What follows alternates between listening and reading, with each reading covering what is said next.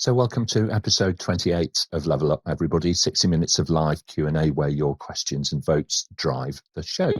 The Slido link in the chat will allow you to vote up the questions that you would like answered, and of course to add your own as well. Today we're talking about building our careers, and in particular, how much of a difference learning new facilitation skills can really make. So let's jump straight in and meet our panel for today.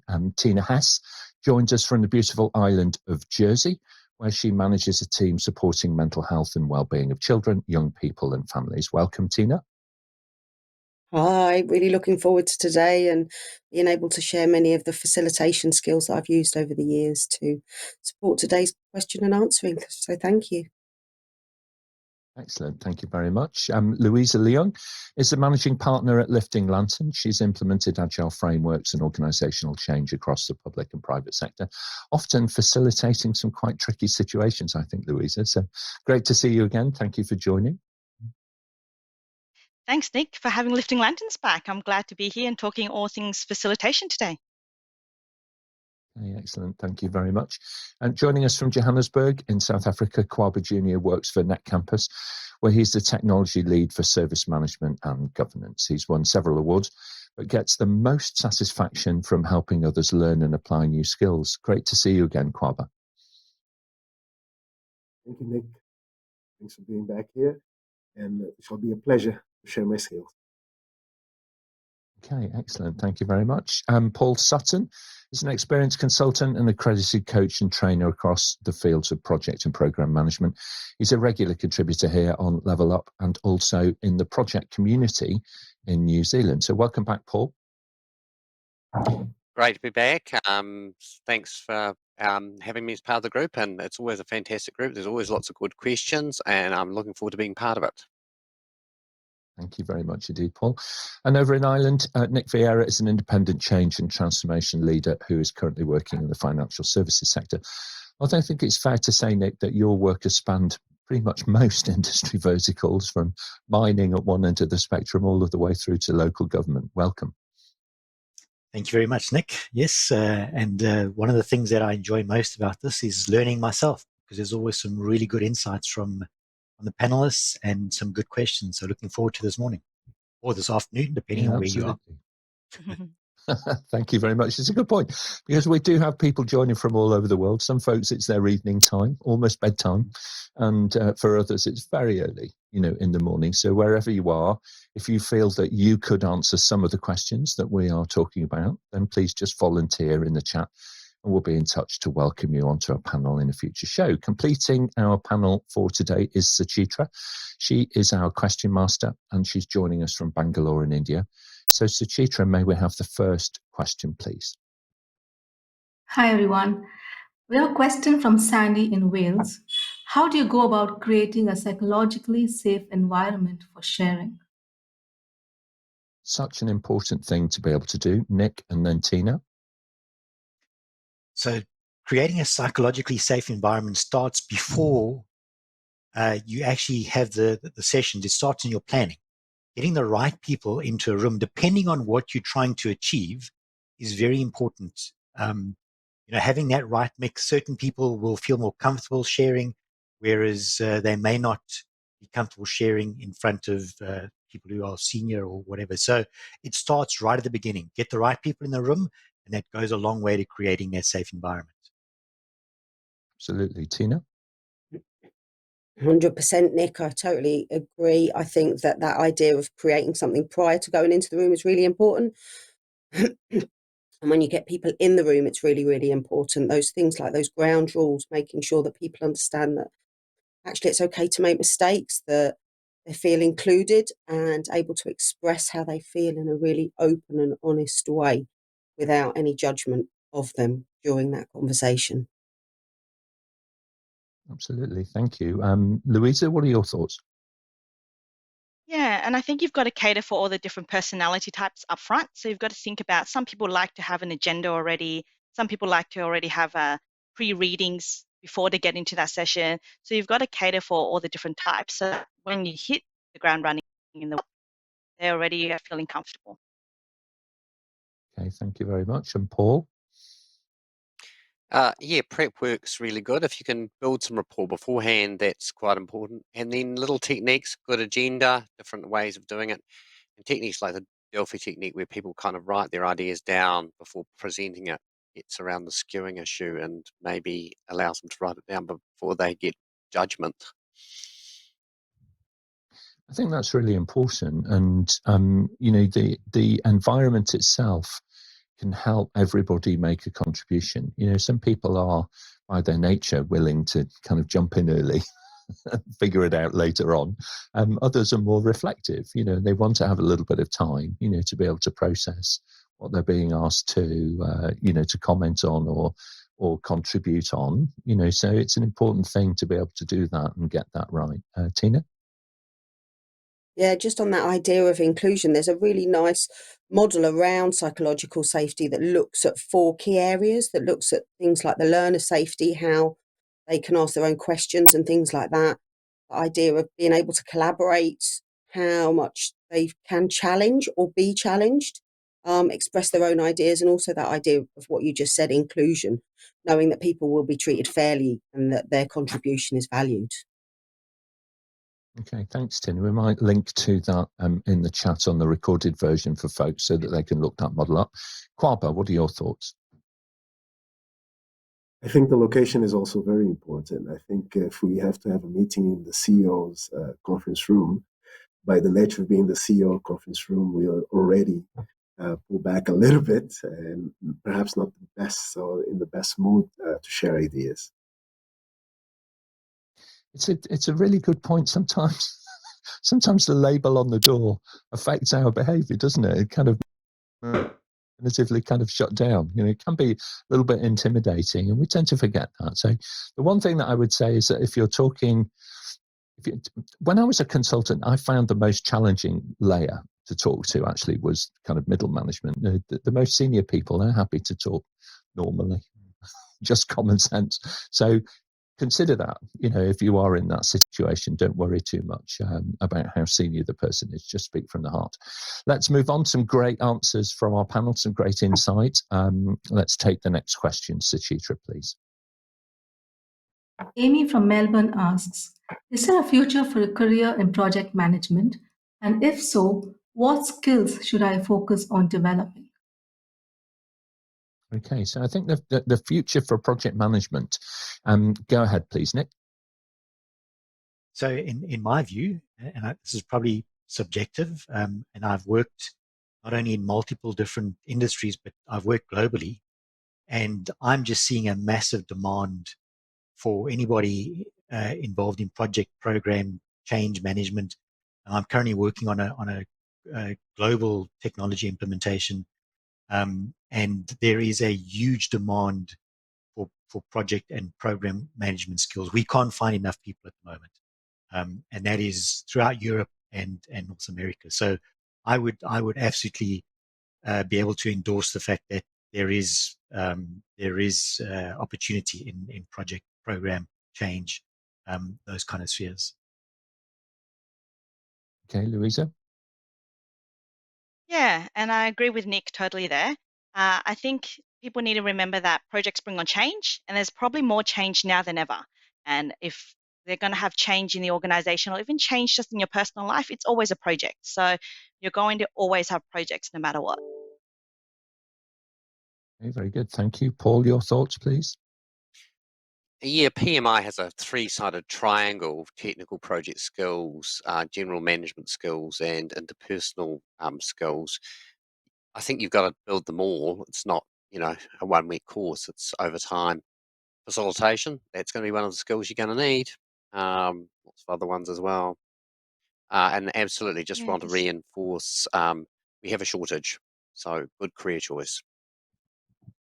Okay, thank you very much. Nick and then Tina.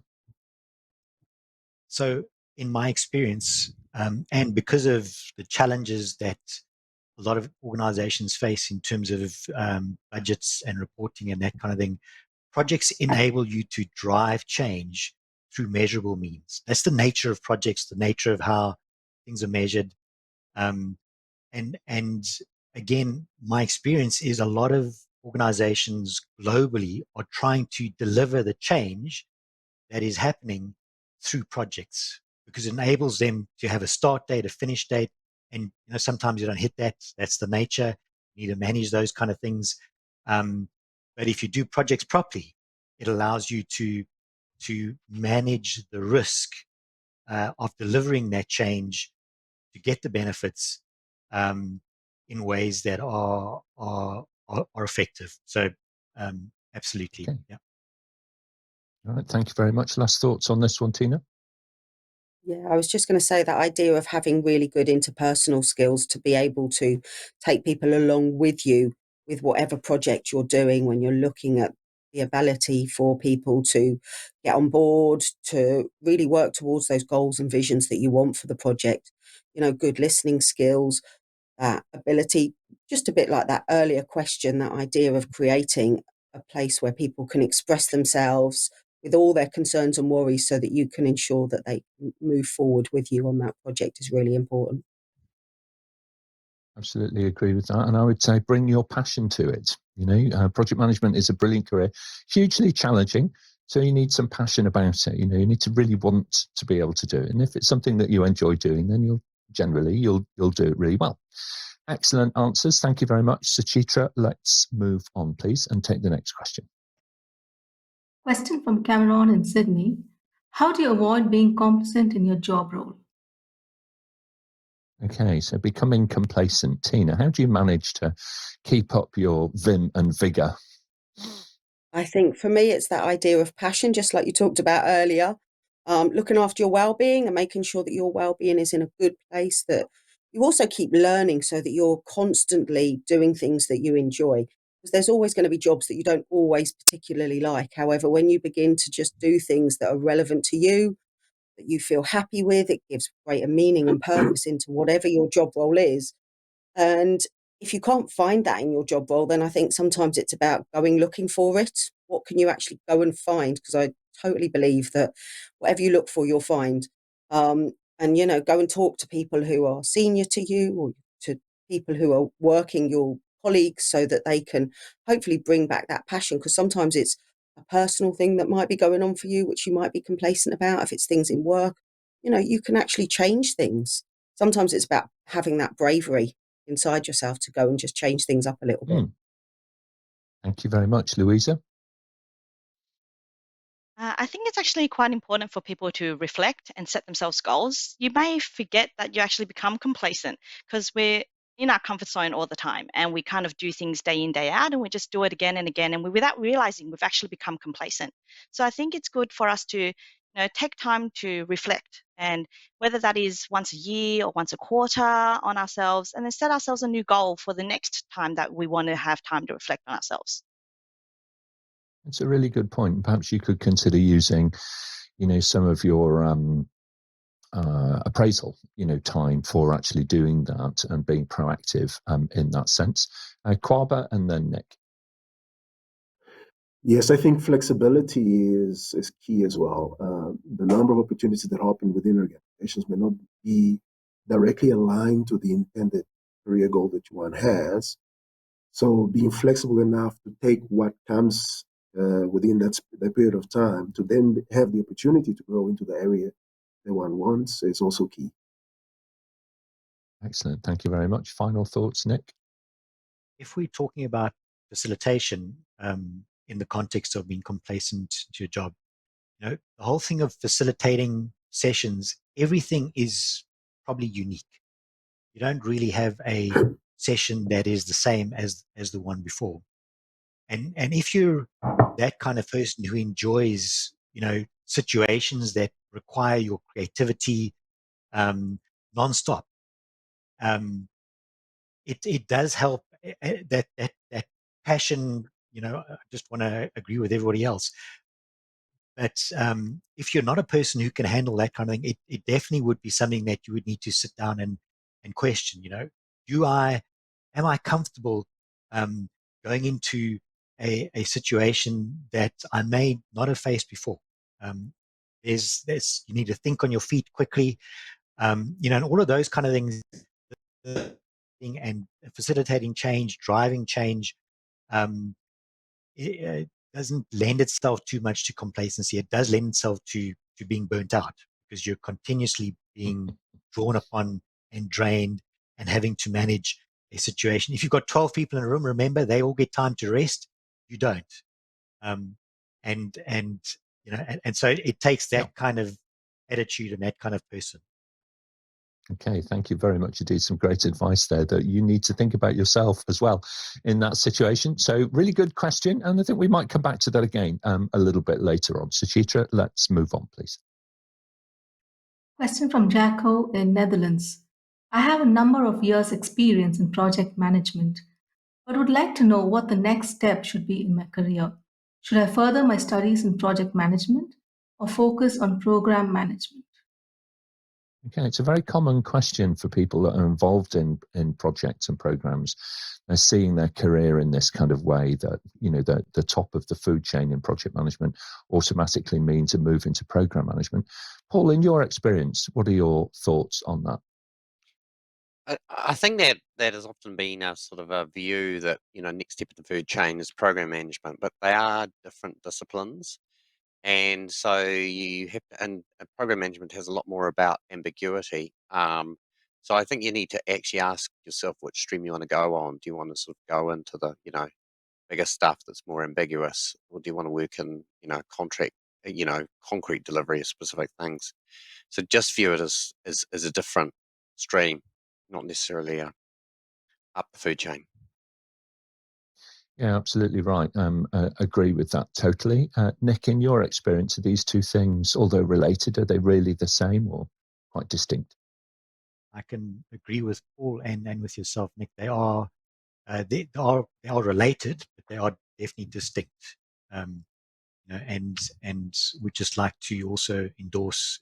You need to ask those kind of questions. The complexity of multiple projects in a program does require different skills. There are more people management skills. There are more, you're managing that ambiguity, that complexity, whereas in the project, it can be a lot more defined. And so it really depends on the type of person you are and where you want to go.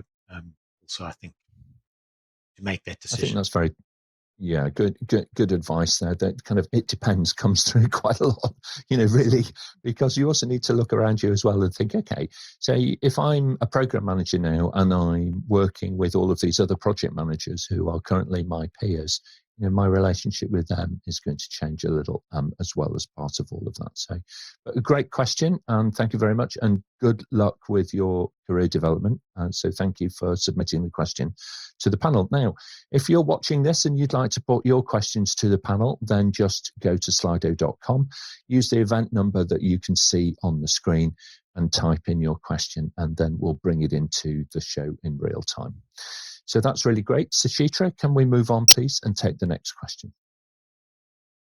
We have a question from Diana in Melbourne, Australia. I recently started working on a project and found there was no business case documented. Is one necessary, or can we proceed without a business case being formalized in writing? Okay, I suppose it depends on the scope and the scale, really. Nick, you're laughing, Nick, so maybe you've been in this situation for real. I don't know. Go ahead. I've absolutely been in the situation for real. The challenge with not having a defined business case is, what are you aiming for? I've been on a project that started off, and a year and a half later had literally spent, in this case I was working in South Africa, probably about 8 million rand, and hadn't achieved anything. Because what are you aiming at? And so I think it's very important that you have a defined business case. What are the benefits that you are looking to achieve? Otherwise, why run a project? You're going to be spending time, you're spending money, and not only that, you're going to be impacting business as usual by trying to put a project in place. And so there are multiple impacts. My view, you need to have a clear reason to do this and a clear plan on how you're going to do it. So the business case is vital. Okay, thank you very much. Paul, and then Tina. I mean, there's certainly disciplines which would say, many of the project management disciplines would say, it's absolute no-no. to not have one. I totally agree with that. I think the pragmatic issue is that you don't know if you've got the right solution. There might be a really simple solution that's actually going to deliver all the benefits you need. So why spend all the money? Also, where are we going? So absolutely crucial, can be challenging, particularly if the customer just says, just do it. Okay, thank you very much, Tina, and then Louisa. I think for me, it's that idea that actually you've got an outcomes-based accountability of what you actually want to achieve, and then how you're going to achieve it, but also degrees of flexibility within that business case to be able to look at how do I shift and change it if where I'm directing isn't going in the direction I want it to. So to be able to have that flexibility is really good, because then hopefully you actually achieve the outcomes that you want. Okay, thank you. And Louisa? Yeah, and I agree with everything the panel has said. The purpose of a business case is to justify a project. So if you've got another document that fits the same purpose, then that's totally fine as well. You just want to make sure that the whole project team is on the same page as to why you're doing it. Everything that we've talked about is why. You want to justify that project.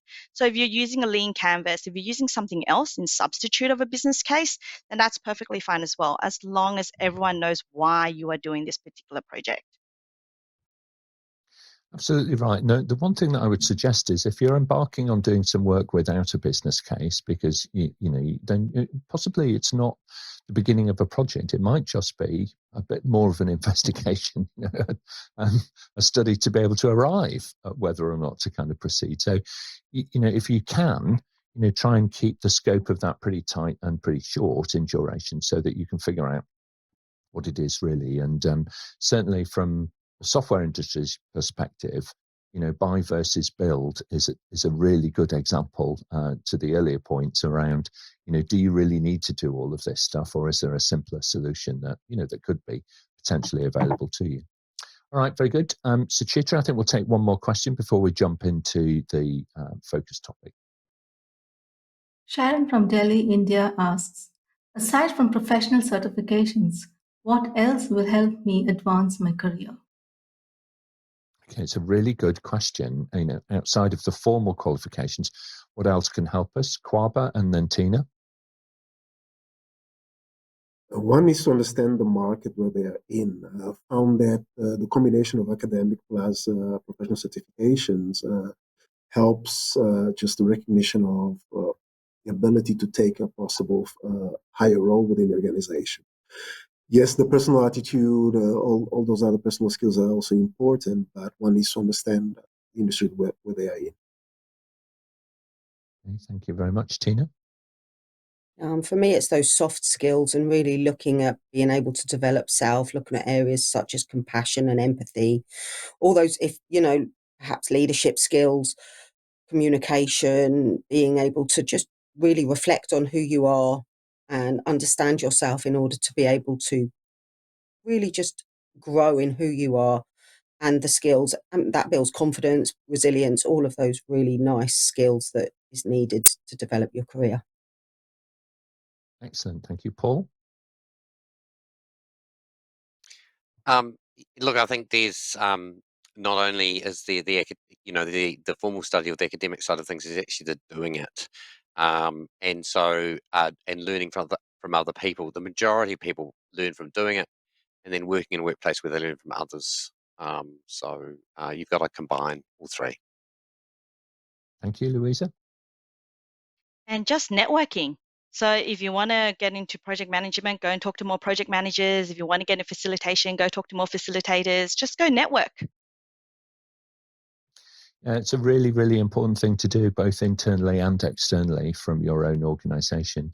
A number of times, folks that I've been talking to, whether they're friends or, colleagues that I've been working with, and they express a desire, to do something. I said, well, have you actually talked to anybody about, oh, no, I'm not. Not done that. The first step is to kind of say, do you know what? That's really interesting. Could I spend a bit of time, with you? Could I help you out? Could I get involved in some fashion or another? And, volunteering internally within an organization is a brilliant way to be able to extend your own skill set and start to gain that experience and also that exposure, quite frankly. So you build that little network of support around you so that you can develop your career within the same organization rather than necessarily having to, kind of change employers all of the time in order to be able to do that. So really good, very interesting. Thank you very much. So we're going to change gear now and I'm going to welcome Louisa to join me for a little while as we begin to look at our focus topic for today. So those of you who are following on LinkedIn and you would like to put some questions to Louisa and the rest of the panel on any aspect really of developing facilitation skills, then please do so. You can just comment in the chat on LinkedIn or on YouTube and we'll pick it up and we'll bring it into the panel for you. Okay, now most of us, I think, have sat in the occasional meeting where it becomes clear that there are real decisions to be taken, but it's just not happening. The way forward is either complicated or awkward, or it just feels uncomfortable. And not everybody is necessarily going to agree. For some even like a basic priority list may mean that their ideas or their group or their particular interest may be left behind. So Louisa, in your experience in these circumstances, how can facilitation skills help that sort of morbidity, if you like, that's in the room in that moment? Yeah, Nick, we've all been there. We've all been in the meetings where someone's talking on top of another person, no one can get to an agreement. And I guess facilitation helps in three main areas. First one that I would say is it helps you have an agenda and staying on track. So you're always bringing people back to this is what your purpose is here for. This is the outcome we want to reach. And this is what we're doing here today and why we're even gathering, so that people don't go astray, because that's quite a common thing. So the second one that we need facilitation skills for is to just having tools and techniques that's going to help you get to a consensus, for example. And you're talking about prioritization. So you need to have tools and techniques on how to get priorities. It's not just the person who's screaming the loudest. It's about tools and techniques that's going to help you get to an outcome. And then the last one, because it's all neutral, it's about the benefit of getting the buy-in. People are more accommodating to the answer that you're going to come up with if it's not because of biased opinions, but rather than a process to get there. Right. I totally agree with that. And, in the past when we were working kind of face to face, there was always somebody that jumped up and they grabbed the marker pen and they headed, for the whiteboard, or they headed for the flip chart or something. Is it the fastest person off the blocks that makes the best facilitator, or what would you say really would make a good facilitator? Is it speed or courage, or what is it? Quite a lot of things, actually, Nick. But to talk about what you just mentioned, I have a thing called a talking stick. So I actually have a thing where, so you can't just jump up to the whiteboard and actually be that person that just grabs it and just discuss it, but you actually need the talking stick. But when it comes to being a good facilitator, it's important for the facilitator to stay independent and neutral. So whenever I facilitate, I actually bring in two hats with me. I bring in my green hat and I bring in my red hat. So if I need to talk content and I need to talk about the tasks, or if I want to get involved and participate, for example, I want people to know that I am actually right now participating. So right now I'm going to wear my red hat. So I'm going to participate. I want to talk about priorities. I want my say in what should be the top priority. But when I want to become the facilitator again and to be independent and to be neutral, I put on my green hat, where I'm there to talk about the process. How are we going to get to that outcome of getting the top priority? How are we going to make sure it's the right priority that everybody is happy about and that we need versus what we want? So that's quite important. And for me, even as a facilitator, I do often per session go through a thing that looks like a wheel, a little web that talks about all the things you talked about, Nick: stress, change, how do people handle different ideas. If the group isn't agreeing, even though you've already chosen a tool and technique, you might need a new tools and technique. So it's, for me, per session that I run, I actually do one of these every single time, so that I know for this particular workshop or this particular meeting, what are my skill sets and where do I need to focus on, where do I need to get more preparation towards to be a good facilitator. It's quite interesting that, because for so many of us, when we're working externally, we prepare thoroughly. When we're working internally, we can get a little bit complacent, actually, to use that word that we discussed earlier. And people just arrive and they sit down and the meeting, whatever the meeting's needs are, it's always the same technique. So it's hauntingly familiar. Whereas when you're working externally, you kind of sit down and you think, okay, this time I might use, this technique from the toolkit, or this situation may require a different approach, and so on and so on. So I think you're right. I'm fascinated by your talking stick, so I just want to explore that a little bit further. So how does this talking stick method work? What do you do with it? So the talking stick in particular is to help with large groups, that when everyone's talking on top of each other, only the person that's holding it is talking. You are actually doing the talking stick method, Nick, online by all of us. You're telling us who's going next, who's actually got who's holding the virtual talking stick almost, so that we're not all speaking on top of each other and we're actively listening to the other person as well at the same time. Okay, I really love that, and I like the ornate version of it. We might take a snapshot of that and put it on the event page for later. So thank you very much for introducing us to the talking stick. Now, here's a question that comes up quite a lot, I think. Do you really need to separate these things? Now, you've shown the two hats, and I get that, between, when you're wanting to contribute, when you're actually the neutral facilitator. But the question that's most often asked is, can the meeting host be the facilitator, or should we always try and separate those two roles? I guess it depends on the meeting or workshop that you're about to run. Most often, I have been internal, as you were talking about internally, where I was the host as well as the facilitator. But it's actually quite difficult for the person to do both jobs well if you're trying to do both for a meeting that is going to get quite heated, if that's the word I should use. If you already know that you're going to have difficulty getting to a consensus because of the people that's in the room, because of the topic that you're talking about, you're better off having an extra person in there facilitating for you that's independent and neutral, so you're not seen to be biased. But if it's just a regular meeting and you already know that it's quite something that the whole team is quite easy on and they've already done it before, like a risk workshop, and it's the same project team and we're talking about the same risks, then you might be able to be the host as well as the facilitator. But again, I would definitely recommend bringing in those hats, so you're telling people visually whether you're wearing the green hat at that point or whether you're wearing the red hat at that point. Because if you really do want to participate, you have to participate and facilitate. You want to differentiate between them. Yeah, it's really good advice, and I love the visual identity of physically kind of swapping the hats over. That's really good. And can you think of a situation, perhaps in those high stakes meetings or even just day to day, where having a skilled facilitator may not work? I'm going to be honest with you, facilitation slows down meetings and workshops. So if you want a facilitator in there, you've got to be prepared to give up time. So if people are telling that they don't have the time, they're not going to actually be in the room for 2 hours, 3 hours, 4 hours, whatever time that you need to get to that outcome, then it's probably not best for you to have that facilitator at that point until people are ready to understand the need of having the facilitator and when everyone's on the same page about getting to that outcome. I'd certainly agree with that. In my experience, if the culture of the organization is to have the meeting outside of the meeting, and just simply use the meeting to sort of consult, in inverted commas, with the stakeholders, and I think, and it doesn't really change Nick, anything, it's not helpful. Yeah, you have to kind of look at it, Nick, that do you actually need to host this meeting? Because sometimes it might be a status report meeting and you're getting everybody in to do a work in progress when you could send a 5-minute email with the work in progress. So sometimes it's also to challenge as to whether you need that meeting or workshop in the first place.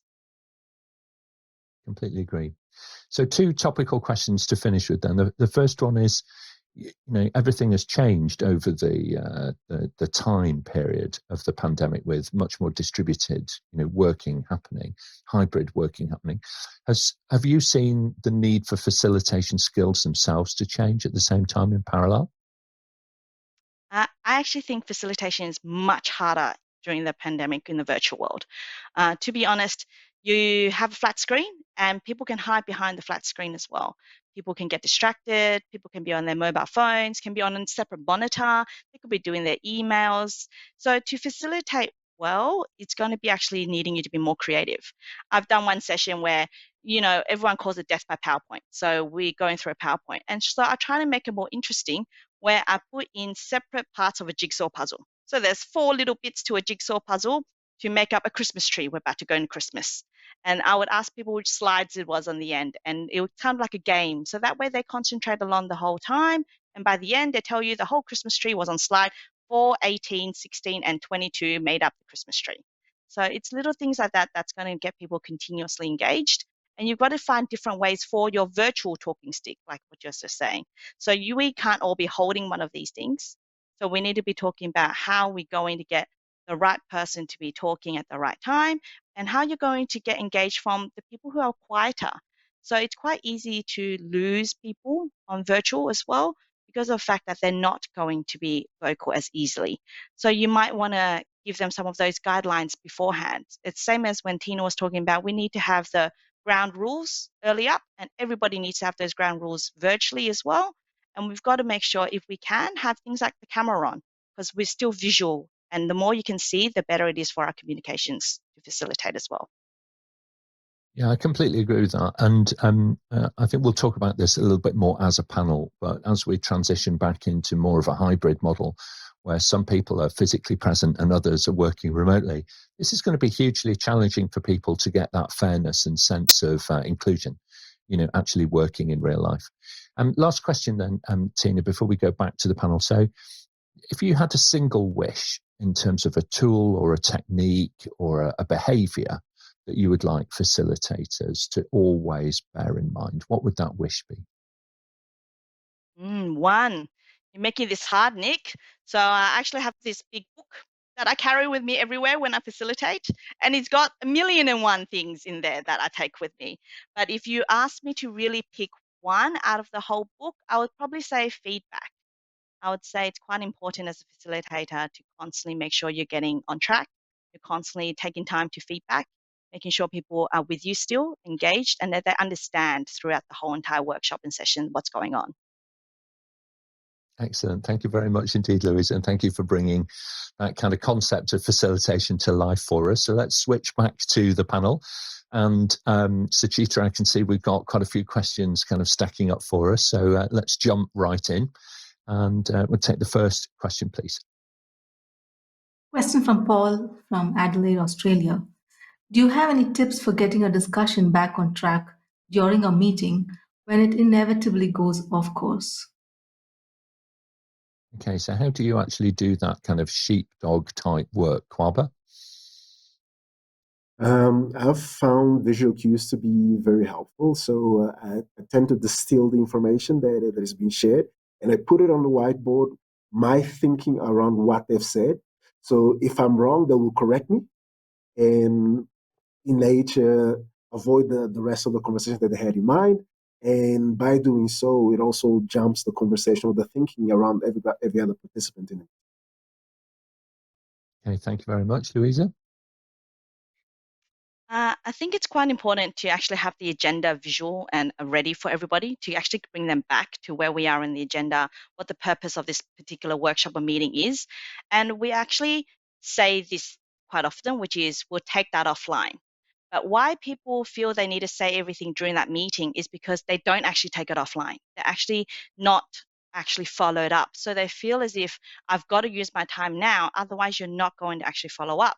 So you do need to have a proper car park or a place where you let them virtually write it online, and you are going to attend to it afterwards, so that you do allow people to still have their say, bring them back to agenda, bring them back to the outcome, and say that we are time limited. Okay, thank you very much. Paul and then Nick. Yeah, Louisa had a really important point, which was the parking lot. So slightly off track comments can go on the parking lot. Clear agenda and keeping people on track. Facilitators do have to be sometimes a little bit directive in just getting people to sort of focus on the subject. I don't think you should be afraid to do that. Okay, it's the assertive side of you coming out there, Paul. Nick? So I think two things. I just want to link it back to the discussion beforehand about a change in how we facilitate because of online. And my experience is what we're having to do is have more discussions offline outside of the meeting to facilitate an outcome rather than have the outcome decided in the meeting. And so a lot of these discussions that go off track actually need to happen outside the meetings, and we have to facilitate it. So our facilitation becomes not just in a meeting, but we're facilitating a process to get to an outcome of which meetings become one part of the process. And so, putting things in place to say we're going to come back to it is actually part of our facilitating the process rather than just managing the meeting. I think that's really important that there is that iterative kind of approach. Suchitra, let's move on, please. Question from Amy in Melbourne. How can I engage the introverts in the group when facilitating a meeting or workshop? Tina? It's really important, I think, when you're facilitating to make sure that you know your group and, being able to use names. So having name cards and things where actually you can identify people, and really just, it might be in a gentle, smaller group environment, or, getting them to be able to write things. I like using sticky notepads so that everyone can just put their own ideas down and then find a space where they can just go onto a wall or whatever it is to just stick it down, so that if they're not confident in actually speaking it, then hopefully they've got other ways to be able to express what they need to without actually the vocalization. Thank you. Paul?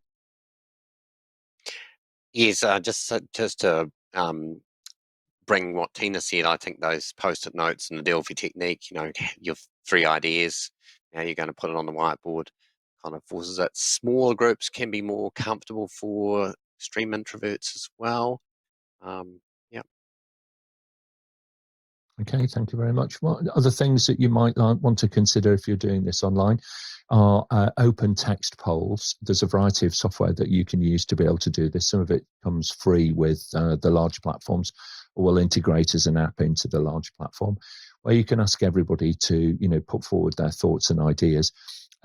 Beware of structuring polls too much. Okay, it's quite useful if you want to arrive at a particular outcome, but it's not necessarily always seen as that inclusive. So you might want to gather some input first by using open text type questions rather than definitive, multiple choice. All right, very good. Let's move on to Suchitra. We have a question from Paul in Australia. How can I stop people from multitasking in virtual meetings? People tend to be distracted by emails. Okay, Tina, how do you keep people focused? I think giving them actual tasks to begin to be engaged in. When you're constantly talking at people, you're not doing things with people. So people do become distracted because it's really easy. So if you're giving them something to engage in, something that's interesting for them, something that they're actually going to be able to put some ideas forward with, then you're more likely to get engagement rather than just talking at them and not really engaging them within that process. Absolutely right. That engagement principle is so important. And we forget about it in real life just as much as we forget about it online. It's just a bad habit. People come into a meeting and then 40 minutes into the meeting, 3 people have spoken with 10 people in the meeting. You kind of think, why am I here? What did you actually need me for in this particular session? So work with people rather than talk at them. Great point. Thank you very much. Next question, please, Suchitra. Question from Sophie in Canberra, Australia. How can I learn to be a facilitator and build my confidence? Should I attend a course, or is experience the only way? Nick, what are your thoughts? So one of the things I've done is I normally have somebody with me who their role is to capture the essence of what happens during the facilitated session, and it's a great learning experience for people who want to get into facilitating meetings. And so volunteer to do that for somebody who is facilitating a meeting. It gives you the experience, lets you understand whether this is something you'd like to do or not. But I found it's a very good way of giving people the view on, is this for me or not? Great idea. Thanks, Nick. Let's go to Louisa and then Kwaba. Yeah, I agree with Nick, and I think it's actually practice when it comes to being a good facilitator and moving into that type of role. So if you're a business analyst, for example, you might talk to another business analyst and go, actually, I'll help you with your next workshop if that's okay, and just have that little practice. And whether you're in there helping them scribe, or whether you're co-facilitating, or whether you actually go, actually, I'll wear the facilitator hat for you, it's about taking that opportunity and just taking that leap to practice. Thank you very much. And Kwaba? I think it's clear that we must always talk to those that have the experience. We can engage with somebody that is doing the role or a practicing facilitator to see if that fits us. On the training side, we can explore the APMG facilitation course and see if that's something we also want to go into. But one also needs to be patient. If I look at my own experience, the first time I ever sat in a room and attempt to facilitate, it was, to say the least, a very entertaining aspect of my life. So one needs to be patient. You can become good at it if you just practice. Okay, it's a really good point. We'll come back to that in a moment. Tina, last thoughts. I was just going to say the idea of when you're within those meetings, finding something that you might feel comfortable to do and then offering your services within that so that you're doing something that initially is not too much out of your comfort zone, but enough to just build your confidence, and then little by little stretching yourself so that you can look at all different areas of facilitation can be quite useful.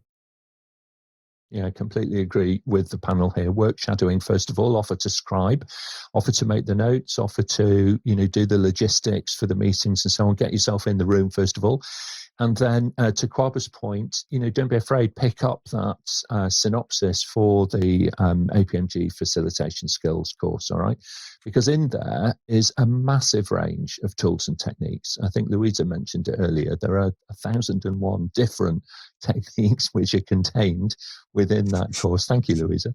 And it's really, really good reading. And it's based on the experience of an incredible facilitator who actually wrote that whole program, the book and the course that goes with it. So really good practical advice there from everybody. Thank you very much. I think we've got time, panel, if we pick up the pace to fit in 2 or 3 more questions before we finish. Suchitra, next question, please. Question from Nick in Wokingham in the UK.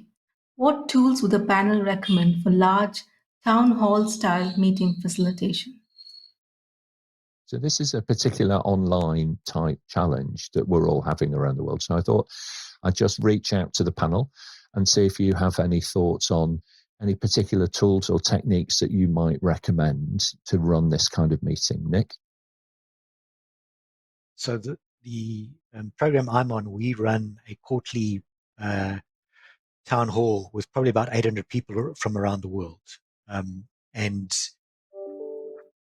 the experience that we're having is the audience seems to prefer discussion type things. So rather than just having presenters talk to them, having something like this, we use Slido, have questions obviously prepared beforehand. So preparation goes into, what are the key issues that we need to talk about, and get questions around that, and try and make it as interactive as possible. It's very difficult with large town hall to make it interactive, but you can do things like this, where you have the opportunity to ask questions, make comments, and you pick it up as a discussion rather than a presentation. Yeah, absolutely right. I completely agree with that. I think there are several things that I would suggest. Before I do that, Louisa, your thoughts? I think it's important, especially with a large group, to change up the format so that it's not the whole time someone talking at you, which Tina's talked about, Nick's talked about. You want to break off into groups every now and then. You want to make sure that they've got an opportunity to present back. You want to make sure that it is interactive. You want to make sure that there's a bit of presentation. So you have to change up the format where it's 1 to all to 1, it's groups, it's everybody, so that it keeps the variety up and keeps people engaged. Thank you very much, Tina. We've recently run a conference on hope around mental health, and part of that was we had some engaging speakers, but the afternoon was very much a town hall style. How are we going to recover after COVID, looking at mental health? And so what we did is we had key questions as an island to look at where we want to go as a community.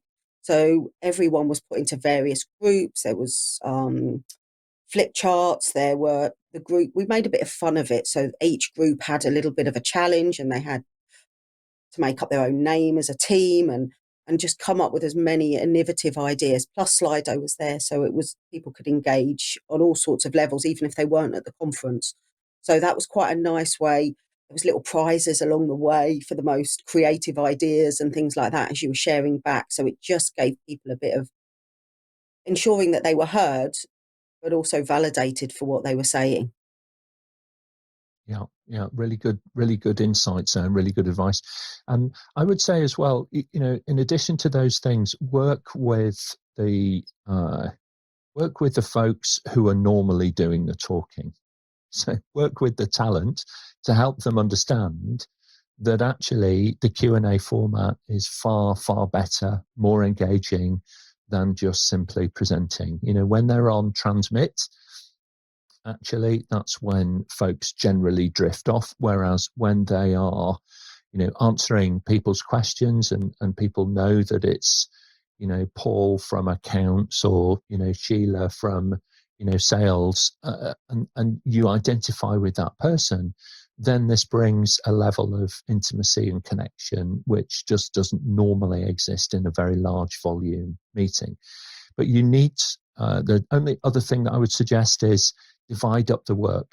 You need some people who are working real time on the platforms, facilitating the questions coming in and managing those and getting them ready.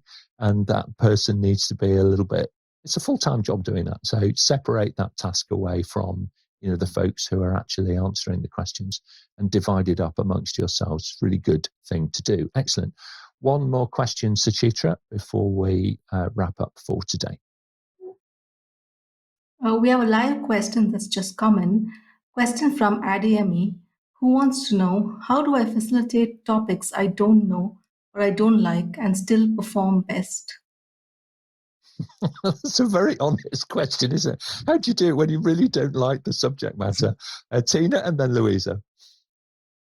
I think if you don't know about a topic, it's really important that you don't pretend you're the expert and give it back to the people who you're facilitating to, because presumably the people that you're facilitating to are knowledgeable in that area, because that's the reason they're within the room. So it's okay to not be an expert in every single topic, because actually what you're there to facilitate is the conversation, open communication, making sure that everyone has their voice, all of that inclusion, the collaboration. You don't have to be an expert in every single topic or even particularly like the topic.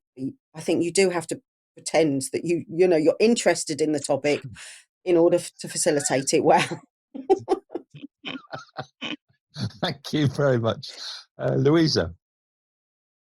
I do agree in that, Tina. You need a bit of poker face when it comes to a topic that you don't like.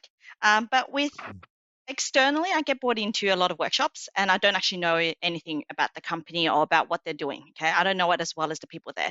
And I make it quite clear to them that I'm there as the facilitator, which is there to talk about the process of how to get to the outcome. I have the person in the room who is the subject matter expert. And if it's going to be questions around those things, I will direct it to that person. So there is always going to be somebody else that knows that. And that subject matter expert person is the one that answers the questions about the topic. It's important for you to be clear that you're not the coach, you're not the consultant, you're not the trainer, you're there as the facilitator, which is quite a different role. To facilitate is to just help guide to the outcome, not to be able to give your opinion, not to be able to tell them what the answer is, and not to actually train them up. So sometimes I actually have a contracting tool with the tool. This works with a group, and if I'm going to do one where I don't know the topic, I would go through more in advance about what do you want to reach for the outcome. Is it about prioritization? Is it about just reaching to a consensus where everybody's happy with what you want? Is it about a vote that you want them to get to? So it's about reaching that outcome. What is the outcome you're trying to get to, and not so much focused on the content. Thank you very much, Kwaba, and then Paul. I'd say the mindset, so I keep it very simple. The facilitator is there to be the guide, not the hero. So just to add to what Louise already said, and it's succinct enough to handle the situation. Thank you very much. Last thoughts on this one, Paul? I mean, sometimes not being qualified on a subject has advantages because you're not drawn into this conversation. You can be neutral. I think that the situations where you don't know the subject too well, some research is useful. But I think also your generic skills as a facilitator to draw ideas out is very important at the stage. Clear agenda, all the techniques. Thank you very much indeed. And some fantastic, there was an absolutely brilliant, comment there about, being the guide and not the expert. So that's how you manage that situation. And be passionate about the complexity of the situation rather than the subject, actively listening and engaging and making sure everybody's voice is heard at some point. Kind of through the whole event is the art as well as the science of great facilitation. So really important thing to be able to do. And I'm sure that will guide you through anything that you might otherwise find a little dull in terms of its subject matter. Good, excellent. Well, look, thank you very much indeed, panel. Interesting and fascinating 60 minutes. So thank you very much indeed. We'll just hear now your closing thoughts on today and, any further advice that you have for our listeners and our viewers. Louisa, if I may, we'll start with you and then we'll go to Kwaba. Yeah, so facilitation especially, even if it's not in the workplace, try it at home. Try it with your family, try it the next time when you're gathering and you want to have that family discussion, I won't say argument, you can try to facilitate some of that outcome. Okay, I'm looking forward to that. Using Post-it notes for Christmas lunch, which vegetables, how to cook them, and for how long. Thank you very much indeed. Kwaba and then Tina. It's a very fulfilling part of a very fulfilling career. I think it exposes so much to what happens within your organization. You get to know so many roles, so it can only help you grow. Thank you very much indeed. Tina and then Paul. When you're facilitating, just to bring in that idea of non-judgment, to really try and make people have that psychological safety that we talked about at the very beginning, and just enabling people to have a voice is really, really important.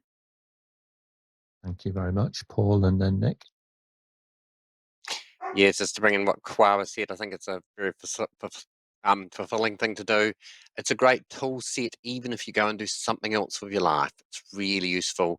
Look at other people and see what they're doing, and you can learn off them as they go. Put your toe in the water. Most definitely, Nick, and then Suchitra. If you lack the biggest thing is listen and hear what people are saying, and you will get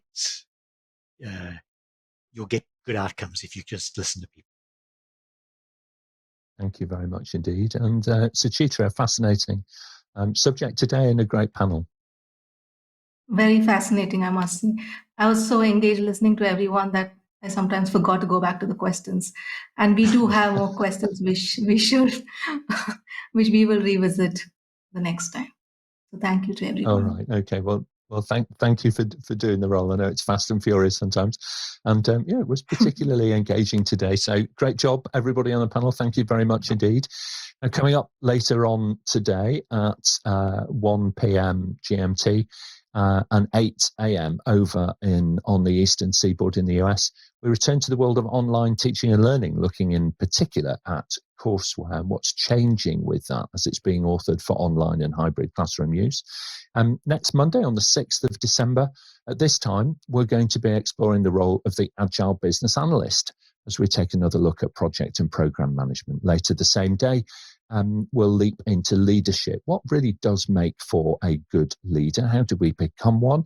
And how to lead in an agile environment. Now, as you can see on the screen, if you subscribe to the show, we'll send you a personal summary of what's coming up and how you can join us here on the panel and level up your career with APMG. So thanks very much to everybody. Thank you to our panel. Thank you to the whole team around the world who are producing this. And we'll see you next time. Thank you. Bye-bye.